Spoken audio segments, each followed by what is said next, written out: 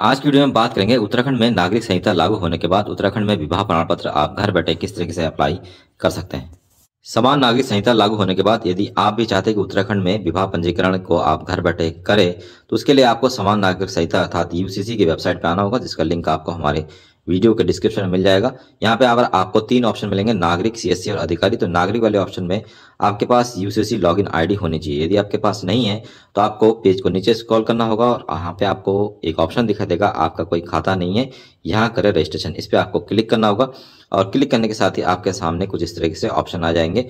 Online हेतु पंजीकरण करें और साइन अप करें, तो साइन अप वाले ऑप्शन पे आप क्लिक कर देंगे।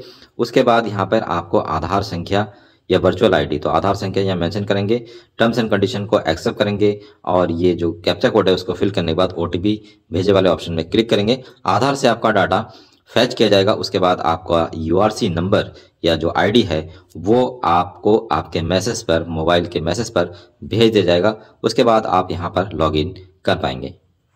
उसके बाद आपको यूसीसी लॉगिन आईडी जो ठीक इसी तरीके से आपको यहाँ पे मेंशन करना होगा और उसके बाद जो आप पासवर्ड आप क्रिएट करेंगे, पासवर्ड को मेंशन करने के बाद कैप्चा कोड फिल करके आप लॉगिन कर पाएंगे।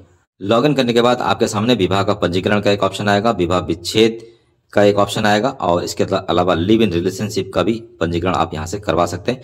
तो विवाह पंजीकरण के लिए आपको यहाँ पर आवेदन करना होगा। ध्यान रखेंगे, यदि किसी पर्सन का जो विवाह है 27 मार्च 2010 के बाद हुआ है तो अनिवार्य रूप से आपको 6 महीने के अंदर विवाह पंजीकरण करवाना होगा, अदरवाइज आपको फाइन भी भरना पड़ सकता है। इसके बाद आपको यहाँ पर आवेदन करने वाले ऑप्शन मिलेगा, इस पर आपको क्लिक करना होगा। यहाँ पे आपको दिखाई देगा मानक सेवा, जिसमें 15 दिन का समय लगेगा, 250 रुपये चार्ज है। यदि आपको तत्काल सेवा का लाभ लेना है तो आपको 2500 रुपये यहाँ पे फीस पेमेंट करना होगा।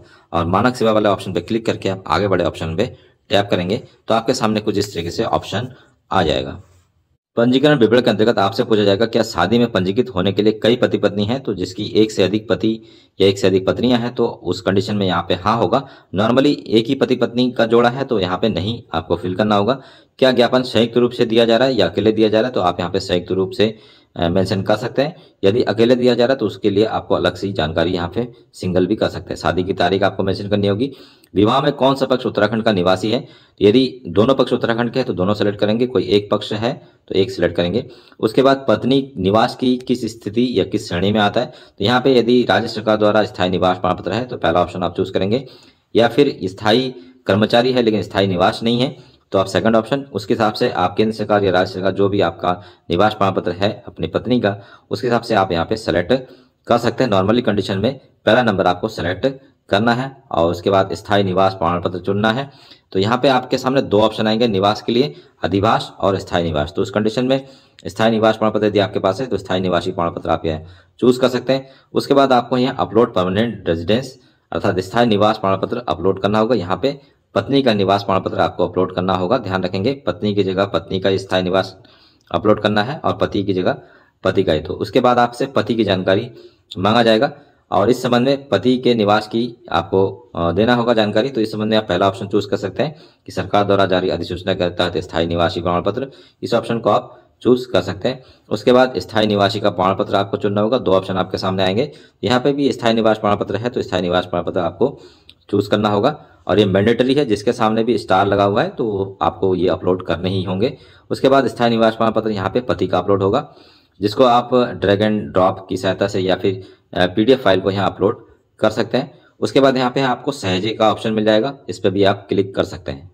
उसके बाद आपको उप पंजीयक का अधिकार क्षेत्र चूज करना होगा। उप पंजीयक का अधिकार क्षेत्र चुनने के लिए यहाँ पे जैसे आप टैप करेंगे तो आपके सामने 3 ऑप्शन यहाँ पे दिखाई देंगे। तीनों ऑप्शनों को आपको ध्यान से देखना है। पहला ऑप्शन है उत्तराखंड के भीतर विवाह के स्थान पर अधिकार क्षेत्र रखने वाले उप पंजीयक। मान लीजिए कि आप जहाँ पे रहते हैं और आपकी शादी किसी दूसरे डिस्ट्रिक्ट में हुई है, मान लीजिए आप नैनीताल रहते हैं और अल्मोड़ा में शादी हुई है और पति पत्नी दोनों का जो निवास स्थान है नैनीताल है लेकिन शादी जो है अल्मोड़ा में की है, तो उस कंडीशन में पहला वाला ऑप्शन चूज करना होगा। उत्तराखंड के भीतर विवाह के स्थान पर अर्थात विवाह जहां पर होता है वहां पर भी आप पंजीकरण करवा सकते हैं, वहां के लिए भी आवेदन कर सकते हैं। उस कंडीशन में पहला ऑप्शन आपको चूज करना होगा।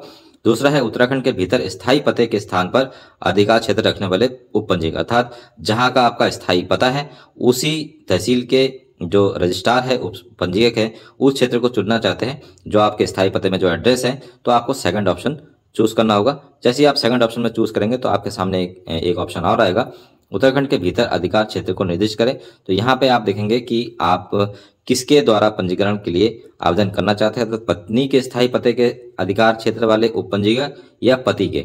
तो जिसका भी आप चाहते हैं कि जिसके स्थायी पते के आधार पर अधिकार क्षेत्र यहाँ पे डिसाइड हो, तो यहाँ पे आप उसको चूज कर सकते हैं। तो यहाँ पे हम पते के रूप में जो है पति के चूज कर रहे हैं। उसके बाद आपको अगला ऑप्शन आएगा, इस पर आपको क्लिक करना होगा। उसके बाद आपको पत्नी का विवरण फिल करना होगा। यहाँ पे आधार वाले ऑप्शन पे आपको चेकबॉक्स लगाना होगा और पत्नी का जो आधार संख्या है यहाँ पे फिल करना होगा और कैप्चा कोड फिल करके ओटीपी वाले ऑप्शन पे क्लिक करना होगा। ओटीपी वेरिफिकेशन होगा। पत्नी का नाम आपको मेंशन करना होगा, जन्मतिथि, आयु, लिंग, आधार के अनुसार पत्नी का पूरा पता आपको यहाँ मेंशन करना होगा। राष्ट्रीयता आपको मेंशन करना होगा, धर्म, श्रेणी जो भी आपकी जनरल है या ओबीसी है ये आपको मेंशन करना होगा। आयु प्रमाण के लिए एक दस्तावेज आपको यहाँ पे चुनना होगा। तो जो भी आप दस्तावेज इसमें यहाँ से चुनते हैं, ऑप्शन है आपके पास जन्म प्रमाण पत्र लगा सकते हैं, पत्नी का कक्षा 10वीं की मार्कशीट या फिर पैन कार्ड, 3 ऑप्शन है। तो तीनों में से जो भी आपके पास है उसको यहाँ पे आप मेंशन करेंगे और उसके अनुसार आपको यहाँ पे उम्र का प्रमाण पत्र भी अपलोड करना होगा। संरक्षक का प्रकार आपको चुनना होगा, जिसमें माता पिता आप चुन सकते हैं। पत्नी का मोबाइल नंबर देना मैंडेटरी है।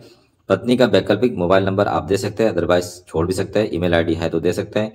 पत्नी के माता पिता का विवरण भी आपको यहाँ पे मेंशन करना होगा, पिता का विवरण मेंशन करना होगा। माता पिता का मोबाइल नंबर भी आपसे मांगा जाएगा। ईमेल आईडी है तो उसको भी आप मेंशन कर सकते हैं। पत्नी के माता पिता का पता, राज्य सहित, जिला सहित, तहसील, पिन कोड, ये सारी जानकारी आपको फिल करनी होगी। स्थल चिन्ह में पत्नी के आसपास का जो जहाँ पे उनका आवास है उसके आसपास का जो आवास है, मोल है, उसके बारे में आप जानकारी दे सकते हैं। और इसके अलावा पत्नी के माता पिता में से कोई उत्तराखंड का निवासी है तो यहाँ पे आप हाँ लिख सकते हैं अगर है तो। और यहाँ पे आपसे पूछा जाएगा यूसीसी 2024 के तहत विवाह पंजीकरण पावती संख्या। यदि आपके पास है पहले से पंजीकरण तो आप यहाँ मेंशन कर सकते हैं, अदरवाइज इसको छोड़ सकते हैं क्योंकि स्टार नहीं लगा है। पत्नी के वर्तमान पता का जानकारी आप यहाँ दे सकते हैं और ये देना मैंडेटरी है। पिन कोड, पूरा पता आपको मेंशन करना होगा। स्थल चिन्ह में आवास से संबंधित कोई भी एक ऑप्शन यहाँ पे आप लिख सकते हैं, जैसे जो घर के पते के आसपास जो कोई भी एक चिन्ह टाइप का होता है, जैसे बरगद का पेड़ है या टंकी के पीछे, इस तरीके से कुछ भी आप लिख सकते हैं। पत्नी का स्थायी पता में फिर से आपको ये सारी चीज़ें फिल करनी होगी और उसके बाद आपको यहाँ पे नेक्स्ट ऑप्शन में क्लिक करना होगा। अगले पेज में आपसे पति का विवरण के संबंध में सारी जानकारी, जैसे पत्नी का आपने फिल किया था सेम वैसी ही जानकारी आपको पति का भी फिल करना होगा। आधार संख्या फिल करनी होगी और आधार का यहाँ पे वेरिफिकेशन होगा। पति का नाम, जन्मतिथि, आयु, लिंग, आधार के अनुसार पति का पूरा नाम, राष्ट्रीयता, धर्म, जो भी आपका धर्म होगा उसको यहाँ पे आप मेंशन करेंगे। पति का जो धर्म है वो मेंशन करना होगा। श्रेणी मेंशन करनी होगी, जो भी श्रेणी होगा, जनरल है, एससी है, ओबीसी है। आयु के लिए एक दस्तावेज आपको पति का भी यहाँ पे आवश्यकता पड़ेगा, जिसमें आप पासपोर्ट, पैन कार्ड, 10वीं की मार्कशीट या जन्म प्रमाण पत्र आप लगा सकते हैं और ये लगाना मैंडेटरी है, ये अपलोड करना होगा। बगैर इसके आप जो है फॉर्म को फिल नहीं कर पाएंगे। संरक्षक का चुने जो है, इसमें ऑप्शन आपके सामने माता पिता और कानूनी संरक्षक। तो नॉर्मली केस में माता पिता ही संरक्षक की श्रेणी में आएंगे। पति का मोबाइल नंबर, पति का वैकल्पिक मोबाइल नंबर है तो दे सकते हैं। ईमेल आईडी, पति के माता पिता का विवरण में यहाँ पे सारी जानकारी, जैसे पति के माता का नाम, पिता का नाम, मोबाइल नंबर और इसके बाद ईमेल आईडी। पति के माता पिता का पता, जिला, तहसील, पिन कोड, पूरा पता आपको मेंशन करना होगा। स्थल चिन्ह का मैं दोबारा से बोल दे रहा हूँ, स्थल चिन्ह मतलब आपके एड्रेस को वेरीफाई करने के लिए जो भी कोई नियर अबाउट मार्क्स होते हैं उसको आप यहाँ पे मेंशन कर सकते हैं। पति पत्नी में से कोई एक उत्तराखंड का निवासी है या नहीं, तो यहाँ पे आप हाँ या ना कर सकते हैं। यदि निवासी है तो हाँ करेंगे, उस कंडीशन में आपसे ये फिर मांगा जाएगा विवाह प्रमाण पत्र, लेकिन यहाँ पे ये मेंशन करना आवश्यक नहीं है। पति का वर्तमान पता मेंशन करना होगा, जिला, तहसील, पिन कोड, पूरा पता। यहाँ पे जितनी भी जानकारी स्टार लगी हुई है वो सब आपको यहाँ पे मेंशन करना होगा। उसके बाद नेक्स्ट ऑप्शन पे क्लिक करना होगा। अगले ऑप्शन में विवाह पंजीकरण का विवरण आपको चूज करना होगा। तो विवाह समारोह का जो प्रकार है, जैसे आप इसमें क्लिक करेंगे तो आपको यहाँ पे आर्य समाजी, निशुईन, मंगल फेरस और इसके अलावा कई सारे ऑप्शन दिखाई देंगे। तो जो भी हिंदू धर्म एवं मुस्लिम धर्म एवं अन्य धर्म जो विवाह होते हैं, जैसे सप्तपदी, आशीर्वाद, निकाह, पवित्र संघ, ये अलग अलग है। तो जिस भी समाज से आप बिलोंग करते हैं उस समाज में जो रीति रिवाज है उसी के अनुसार आपको यहाँ पे विवाह की जो पद्धति है उसको यहाँ पे सेलेक्ट करना होगा। जैसे आनंद कारक जो विवाह पद्धति है वो सिख समुदाय लोग सेलेक्ट कर सकते हैं और आशीर्वाद जो विवाह पद्धति है वो पारसी समुदाय के लोग सेलेक्ट कर सकते हैं।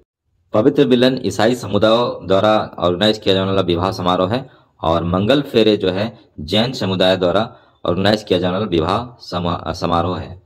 निकाह विवाह समुदाय मुस्लिम समाज के लिए है, और निसुइन जो विवाह है वो यहूदी समुदाय के लिए है, और पख्तून जो विवाह समुदाय है वो बौद्ध समुदाय के लिए बताया जाता है। इसके अलावा सप्तपदी जो विवाह पद्धति है वो हिंदू समुदाय द्वारा अपनाया जाने वाला विवाह पद्धति है, तो हिंदू समुदाय के लोग सप्तपदी चूज कर सकते हैं। उसके बाद विवाह का स्थान आपको चूज करना होगा, जिसमें उत्तराखंड के भीतर का क्षेत्र एवं भारत के भीतर उत्तराखंड के बाहर का क्षेत्र आप अपने हिसाब से इसको चूज कर सकते हैं। उसके बाद विवाह का स्थल अर्थात स्थल का पता आपको चूज करना होगा, राज्य यहाँ पे सेलेक्ट करेंगे। उसके बाद जिला सेलेक्ट करेंगे जहाँ पे आपका विवाह हुआ, तहसील सेलेक्ट करेंगे, क्षेत्र सेलेक्ट करेंगे, पिन कोड, पूरा पता, और स्थल चिन्ह में विवाह स्थल के आसपास का कोई क्षेत्र का वर्णन आपको करना होगा। शादी से पहले पत्नी और पति के बीच कोई रिश्ता था या नहीं, तो उसको भी आपको यहाँ पे बताना होगा। नॉर्मली यहाँ पे नहीं ऑप्शन आएगा।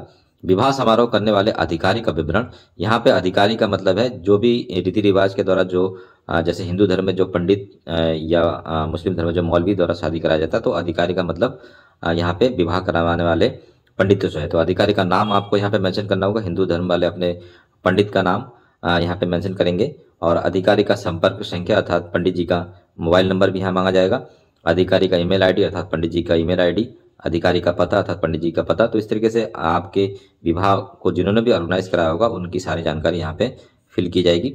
उसके बाद सहजे ऑप्शन है, सहजे वाले ऑप्शन पे आप यहाँ पे रिकॉर्ड को सेव भी कर सकते हैं और नेक्स्ट ऑप्शन भी क्लिक कर सकते हैं।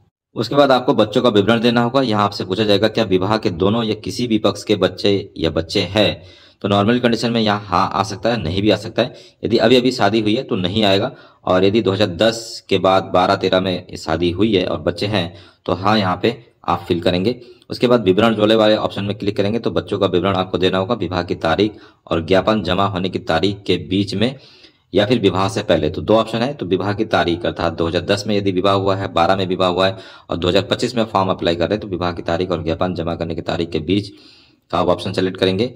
बच्चा गोद लिया गया है या पैदा हुआ है, तो यहाँ पे जन्म लिया आप सेलेक्ट कर सकते हैं। जन्म में बच्चे का विवरण आपको किस मोड से देना चाहेंगे, तो जन्म प्रमाण पत्र संख्या यदि आपके पास है, प्रमाण पत्र है, तो आप यहाँ पे सिलेक्ट कर सकते हैं। उसके बाद आपको जन्म प्रमाण पत्र संख्या बच्चे का यहाँ पे मेंशन करना होगा, और उसके बाद जो है जमा करे वाले ऑप्शन में क्लिक करेंगे तो बच्चे का नाम, माता का नाम, पिता का नाम, ये ऑटो डिटेक्ट हो जाएगा। उसके बाद जो है आप यहाँ से नेक्स्ट कर पाएंगे। एक से अधिक बच्चे की जानकारी देने के लिए आपको प्रविष्टि जोड़े वाला एक ऑप्शन दिखाई देगा, तो यहाँ पे प्रविष्टि जोड़े वाले ऑप्शन में क्लिक करके आप एक से अधिक बच्चों का यहाँ जानकारी दे सकते हैं। यदि आप यहाँ चाहते हैं कि नहीं ऑप्शन पे क्लिक करना है, तो यहाँ पे आपको सिलेक्ट नहीं भी करके देख सकते हैं। यदि क्या विवाह के दोनों या किसी भी पक्ष के बच्चे नहीं, अर्थात हाल फिलहाल में जिनकी शादी हुई है, तो यहाँ पर नहीं ऑप्शन आएगा। उस कंडीशन में नहीं ऑप्शन करने के बाद आपके सामने कोई ऑप्शन नहीं आएगा, आप यहाँ पे क्लिक कर सकते हैं और अगले प्रोसेस में जा सकते हैं।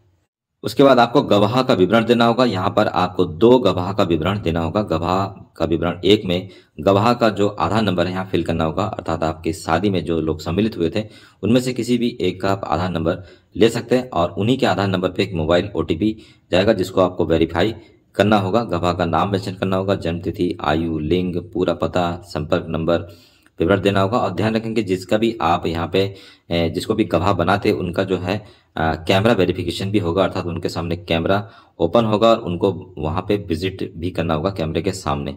उसके बाद गवाह दो का विवरण आपको देना होगा, आधार नंबर और कैप्चा कोड, OTP, ये सारी प्रोसेस आपको करनी होगी। तो दोनों जो गवाह है वो कैमरे के सामने वेरीफाई भी होंगे।